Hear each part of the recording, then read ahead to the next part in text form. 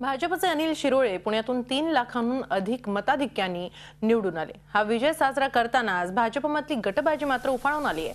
शिरोळेंची विजय यात्रा कोणत्या भागातून न्यायची यावरून भाजपच्या नगरसेविका मेधा कुलकर्णी आणि भाजपचे माजी नगरसेवक मुरली मोहोळ यांच्यात वाद झाला। विशेष म्हणजे विजयी यात्रा सुरू असताना शिरोळेंच्या समोरच ही वादावादी झाली। यावेळी मेधा कुलकर्णी भावुक होऊन तिथून निघून गेल्यानंतर भाजपच्या महिला आघाडीने या प्रकाराबाबत भाजपच्या शहर कार्यालयासमोर निदर्शन करण्याचा निर्णय घेतला। मात्र भाजपच्या नेत्यांनी महिला पदाधिकाऱ्यांची समजूत घालण्याचा प्रयत्न केला। स्वतः शिरोळेंनी पक्षाच्या महिला पदाधिकाऱ्यांशी चर्चा केली, पण आपल्याला या वादाबाबत काहीच माहिती नसल्याचं अनिल शिरोळेंनी म्हटल्यानं सारेच आश्चर्यचकित झाले।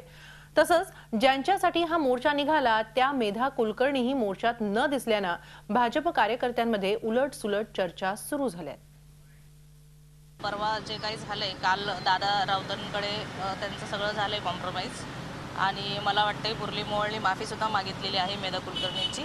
संघटनेला मारक तर आहेच, पण याच्यावर पक्षश्रेष्ठी योग्य तो निर्णय घेऊन त्यांच्यावर कडक कारवाई करतील असं मला वाटतं। बाकी मेधाताईंनी माझ्याशी काही बोलणं झालेलं नाही माझं काही। ज्यावेळेला काही यात्रा होती त्यावेळेला माझ्यासमोर तर काहीच झालं नाही, त्यामुळे मी यात्रेत पूर्ण होतो।